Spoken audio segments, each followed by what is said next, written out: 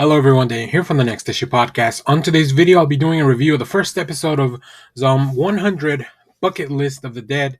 This is a new anime on Crunchyroll, animated by the studio Bug Films, directed by Kawagoe, and it's from the series by Hiroshi Seko. So I had no idea what this was. I was strolling to Instagram or Twitter or something, and I saw somebody that I follow, and usually they have pretty good anime recommendations. Like they're pretty plugged in. It's actually a manga creator, inspired author on Instagram, I think. Uh, and this came up that this was coming out this weekend. Now we've already had some pretty amazing stuff come back this weekend. Bleach, Jujutsu Kaisen. You can find reviews for that on the channel as well. But this just looked very interesting, right? I haven't read the manga. I knew nothing. I didn't even realize that the full title was Bucket List of the Dead. I just saw some 100. I was like, oh, this is a zombie anime. Let's check it out. And partially, that's kind of what it is.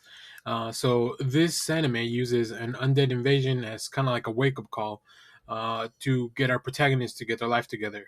We follow Akira Tendo through a zombie apocalypse as he learns what it means to be truly alive, rather than just kind of go through the motions of existence and lacking direction and purpose. So I think that that's a really interesting premise. The show really eases us very slowly into that idea. We get a little bit of a misdirect at the beginning.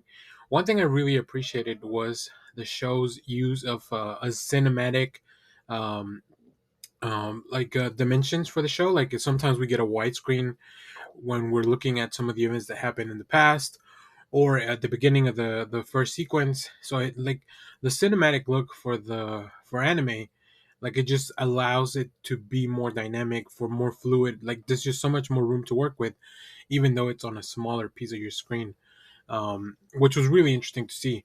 Also, we'll get into it, but this anime is full of just tons of colors.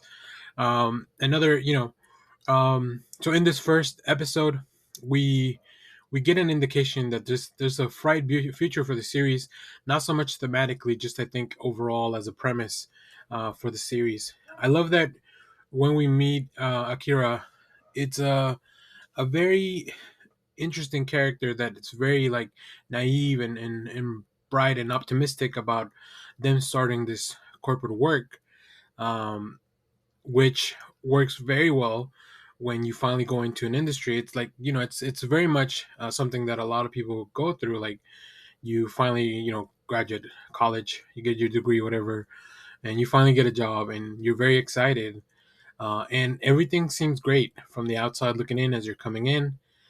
You like your coworkers, you like the stuff that you're thinking you're going to be doing, but then reality hits. And sometimes, there's a lot of commentary on this show about like how a lot of these industries, specifically the animation industry, tend to overwork uh, their people and create environments that are just feel like you're trapped in this ongoing cycle as a zombie, pretty much. So there's definitely a lot of layers to this. Really interesting to explore it. But then, what happens when an actual zombie apocalypse breaks out?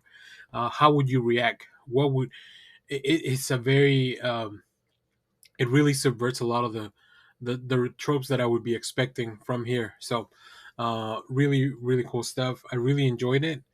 Uh, I I I also really think that the animation went above and beyond what I was expecting. Like, not only does it look great in the sequences that are more straightforward, capturing the tension, even capturing how the worker, like how somebody is being overworked, put through that cycle over and over and over again.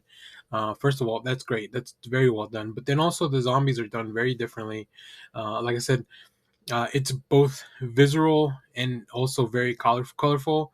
When it comes to all the zombie stuff, um, there's a big chase sequence that I really enjoyed. It's just very dynamic, very fluid in the way that our characters kind of go through the screen and what they have to go through. I'm gonna go back and check out the manga to see what the differences are. I think, especially with the lack of color and movement in a manga, like capturing this, I think would be pretty incredible to capture that same feeling. So highly recommend you check this one out. It is now available on Crunchyroll to watch. From what I've seen online, it's one of the things that a lot of people were waiting on for the summer. So very excited to get into this one. I'm glad I got to check it out, and I'm glad that I'm gonna keep watching. Usually, there's some animes that I stop, take a little break, come back and finish them once they're whole or once they're dubbed. But there's a few things that I don't mind watching subbed just to make sure to get the story as fast as I can. So I'm looking forward to episode 2. If you've seen this or read this, let me know what you thought about it down in the comments. As always, thanks for watching, everyone. Remember to share, like, subscribe, hit the bell so you know when we go live. That is most Saturdays, 10 a.m. Central Standard Time. Stay tuned. We have more comic reviews, trailer reactions, TV recaps, all that fun stuff here in the channel. Thanks for watching, everyone. Bye-bye.